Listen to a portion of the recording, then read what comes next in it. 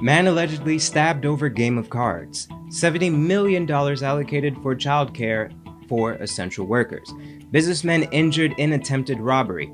Child hospitalized after hit-and-run accident on the East Coast. In the region, Bolsonaro criticizes Argentina for handling of economy.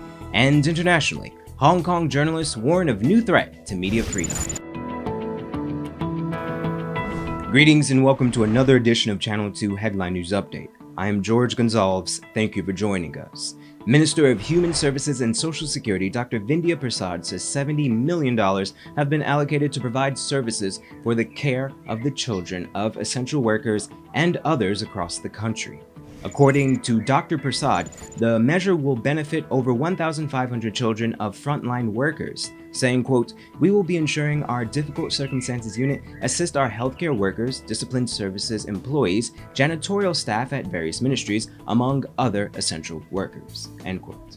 There are 225 child care service centers countrywide, with measures in place to extend collaboration to public and private partners who are willing to provide night care services overseen by the ministry. The minister further noted that out of the $70 million, over $20 million will go to the purchase of 3 all-terrain vehicles for the Child Care and Protection Agency to reach children living in remote hinterland villages. The minister made these disclosures during the debate on the budget estimates in the National Assembly.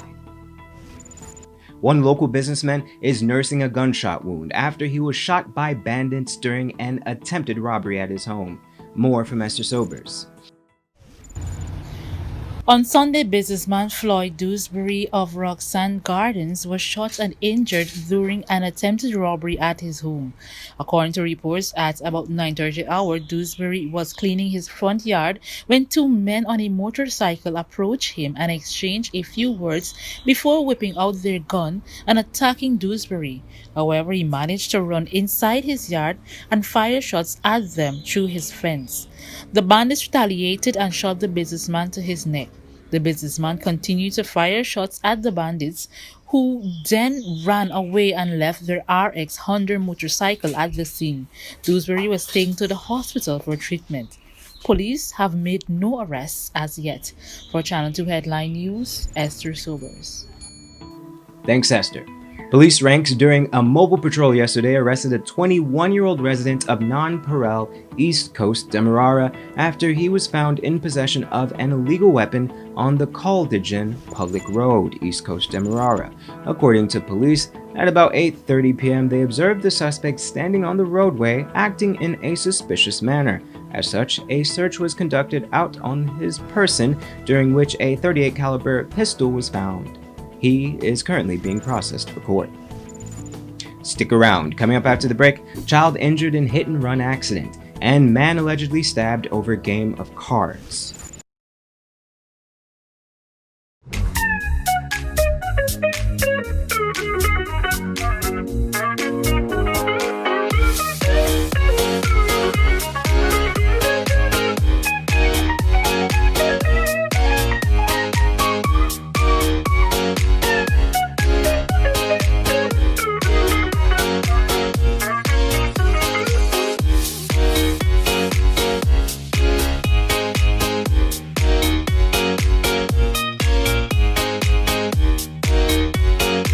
Sooner or later you will have another power failure. Are you prepared for the next blackout? Some essential equipment such as security cameras, lights, internet, gate motors, and water pumps may stop working. How can you prevent the next blackout? InverterTech has an affordable solution for you. A strong UPS system which uses the latest inverter and solar battery technology to prevent blackout. We smartly calculate your average power demand so you don't spend more than you need to. Call 223-2233 for more information.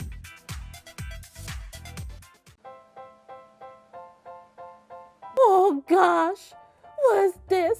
Me son can't read or spell. Stop! 0 out of 20. Is what I gonna do here? Hi guys, my name is Ms. Singh and I'm the senior teacher at the Treasure After School program. Due to the spread of the coronavirus and the need for social distancing, we have moved our in-class learning activities to online via Skype.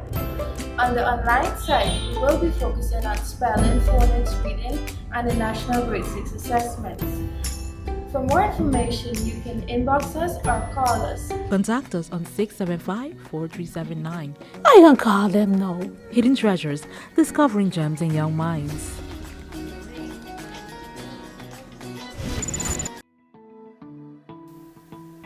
Welcome back. 37-year-old taxi driver Azul Muhammad was carjacked by two persons pretending to be customers. On Saturday afternoon, Muhammad picked up the two men on the west coast of Demerara. He was hired to take them to Safaya. However, when Muhammad arrived at the location, the men allegedly beat him and threatened to shoot him if he did not abandon his vehicle.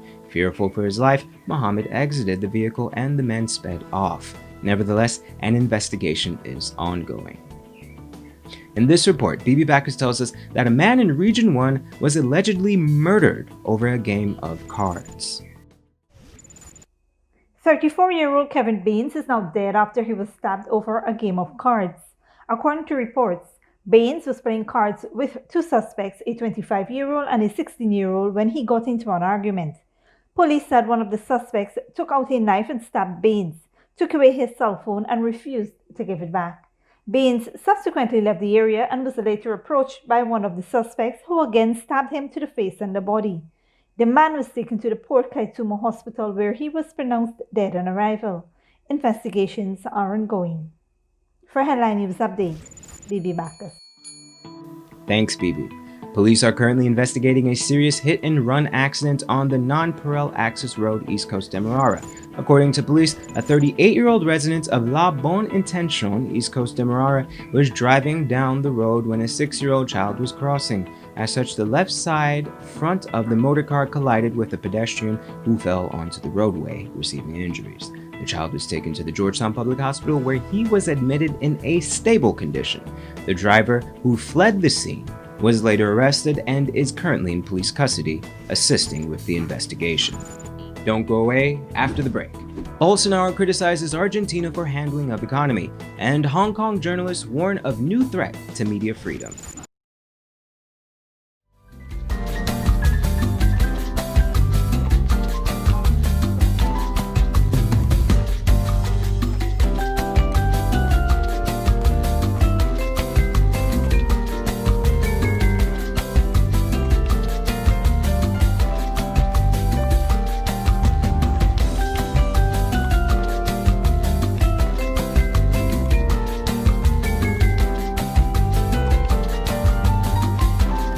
Sooner or later you will have another power failure. Are you prepared for the next blackout? Some essential equipment such as security cameras, lights, internet, gate motors, and water pumps may stop working. How can you prevent the next blackout? InverterTech has an affordable solution for you. A strong UPS system which uses the latest inverter and solar battery technology to prevent blackout. We smartly calculate your average power demand so you don't spend more than you need to. Call 223-2233 for more information.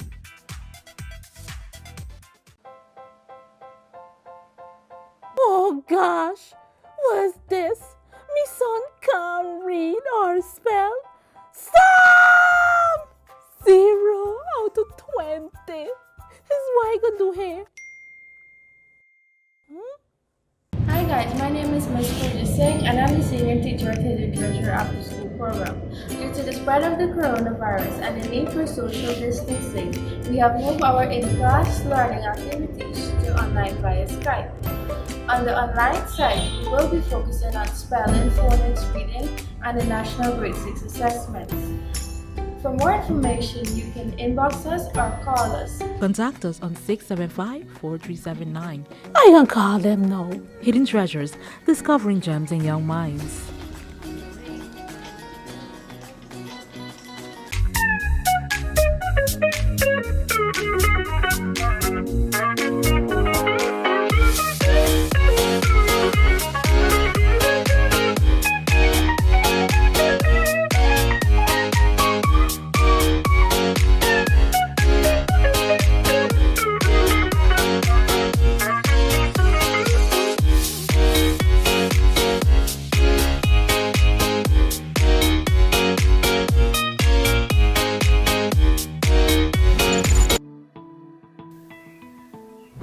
Welcome back. Now we take a look at news in the region and around the world. Trinidad and Tobago Prime Minister Dr. Keith Rowley says the novel coronavirus pandemic presents, quote, an existential threat of unmatched proportions, end quote, to human health and safety around the world, stating that the Twin Island Republic's development hinges heavily on the safety and security of its people, but the global pandemic has exacerbated the threats posed by the illicit trafficking in small arms and light weapons, piracy, trafficking in persons, and cybercrimes.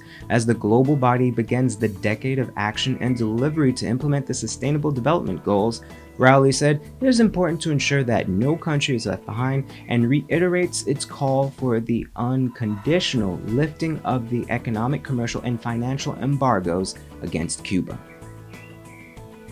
Brazil has suffered more than 140,000 deaths from COVID-19, one of the worst death tolls in the world. In neighboring Argentina, about 18,000 have died. But instead of working together, Brazil's right-wing president, Jair Bolsonaro, is criticizing President Alberto Fernandez's left-wing government for its handling of the economy amid the crisis, saying it is leading the country to failure.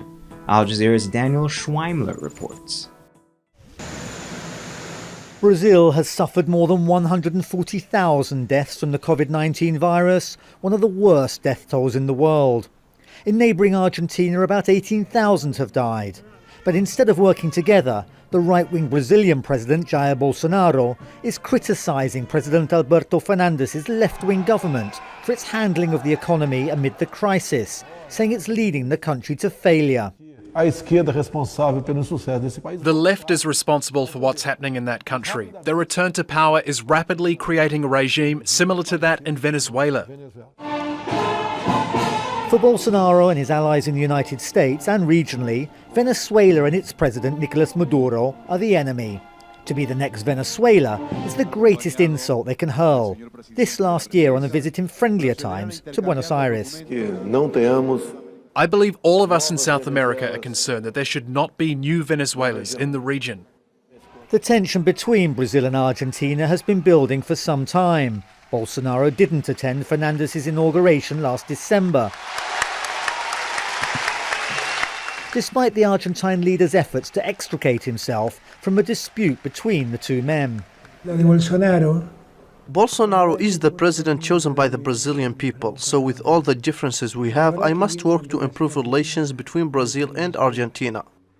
The rivalry and friendship between Brazil and Argentina stretches back centuries to their Spanish and Portuguese colonial roots. It can be at its most intense on the football pitch though. Brazil 5-time world champions, Argentina twice.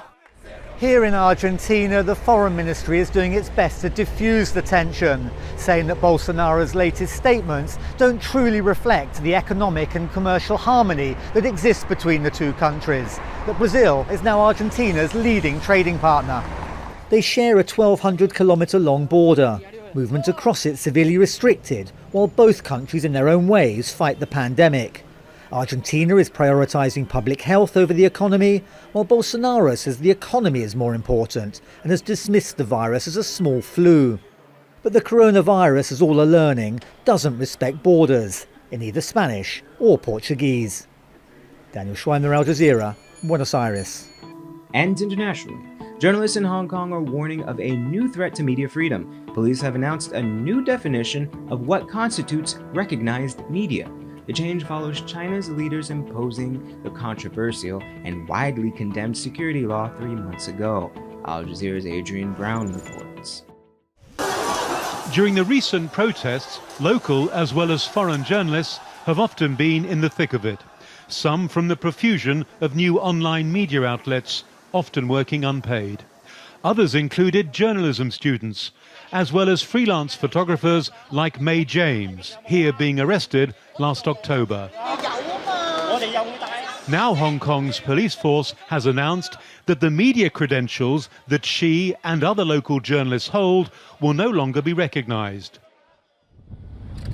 James insists she has a right to take pictures in public, but now faces the prospect of arrest again if she does. I just want to be there to take some picture, to share with all my social media followers. That's it. And then I might get a ticket, I might get arrested, I might get detained, I don't know. Or maybe I just simply being stopped for a few hours. I miss everything. Hong Kong police say they want to weed out what they say are self-proclaimed reporters who assault and obstruct officers. So will only now acknowledge journalists who are registered with the government or from what it calls internationally recognised and renowned media outlets. The police declined our request for an interview. Some of the most widely viewed images include those of a 12-year-old schoolgirl being shoved to the ground by police. These pictures were not filmed by the mainstream media, though, but by journalism students. Now, say critics, the police want to limit any negative coverage. Young reporters, student reporters, citizen journalists are often on the very front line of the pack of journalists. Very often, in fact, some of the very important footages have been done by them and caused very strong public reactions. Hong Kong's media was once regarded as one of the freest in Asia. In 2002, it was ranked 18 in the annual index compiled by Reporters Without Borders, an organisation that tracks media freedom in 180 countries. This year, it was placed 80th. And that was before police raided the offices of Hong Kong's most popular newspaper and arrested its proprietor. It followed China's imposition of a highly controversial news security law that includes specific provisions to tighten supervision and regulation of both local and international media in the territory. Adrian Brown, Al Jazeera, Hong Kong. That's all for today's regional and international news. Here is your 3-day weather forecast.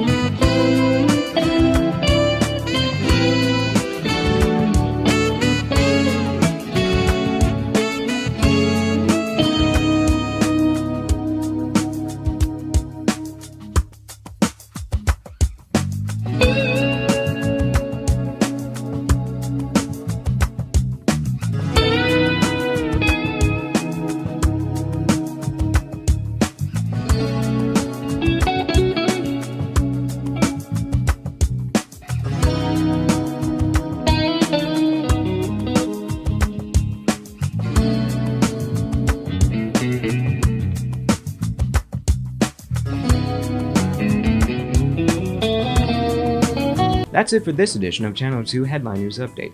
Tune in Wednesday at 7 p.m. for another episode. Be sure to subscribe, like, and follow us on Facebook and YouTube. Also, visit our website at headlinenewsghana.com for all the news we couldn't fit in the newscast. Until then, take care.